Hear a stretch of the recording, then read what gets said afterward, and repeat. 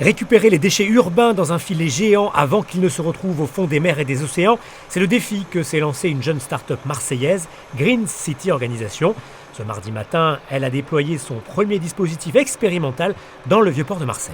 Et c'est effectivement une première mondiale puisque c'est la première fois que l'on va installer sur un exutoire sous-marin un dispositif qui va récupérer les macrodéchets à la sortie du réseau d'eau pluviale en étant connecté. Et ce dispositif est donc intelligent. Il nous alerte lorsque le filet est plein et qu'il faut intervenir pour le vider.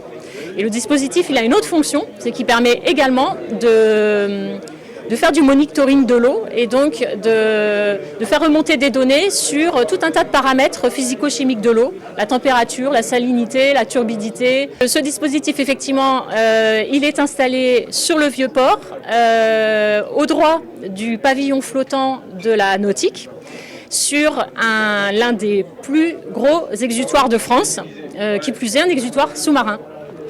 Là, en fait, on va récupérer des déchets, tout ce qu'on trouve dans la rue. Donc, ça va être des masques, malheureusement, des canettes, beaucoup de plastique, beaucoup d'emballages plastiques, des papiers. C'est pour l'essentiel, c'est ça. Rien que sur Marseille, aujourd'hui, on compte à peu près 200 exutoires et 180 d'ailleurs sont sous-marins. Donc, c'est la poussière sur le tapis, on ne voit rien lorsqu'il y a des rejets d'eau pluviale. Sur le Vieux-Port de Marseille, il y a à peu près une dizaine d'exutoires qui pourraient être du coup équipés pour permettre de protéger la Méditerranée.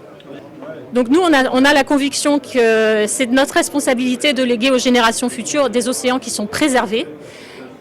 On est des scaphandriers professionnels, donc on connaît particulièrement bien le problème. Et si on s'y est investi à titre professionnel, c'est parce qu'on est persuadé qu'une solution comme la nôtre, elle peut être déployée rapidement sur l'ensemble du bassin méditerranéen, mais ailleurs dans le monde, de façon low-tech, et de pouvoir préserver la mer de façon absolument efficace contre la pollution, notamment plastique.